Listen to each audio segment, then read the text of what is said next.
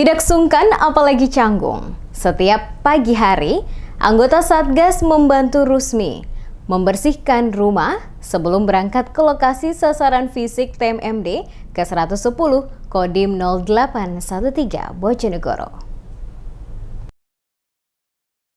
Selama pelaksanaan program TMMD ke-110 Kodim 0813 Bojonegoro di Desa Ngerancang dan Desa Jatimulyo, anggota Satgas tinggal di rumah inap warga setempat. Biasanya, selepas bangun tidur, anggota Satgas masing-masing lakukan olahraga sebentar.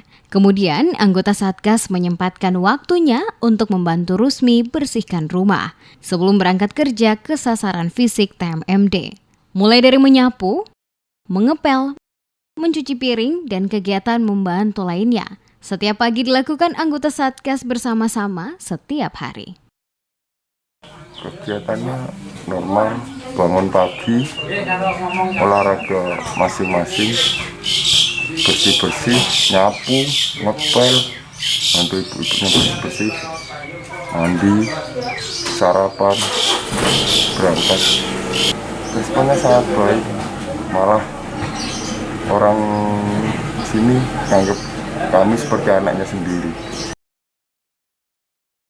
Kehadiran anggota Satgas di rumah Rusmi tidaklah menjadi beban untuknya, yang setiap pagi membantu membersihkan rumah setiap hari. Ia malah merasa senang membuat suasana rumah menjadi ramai.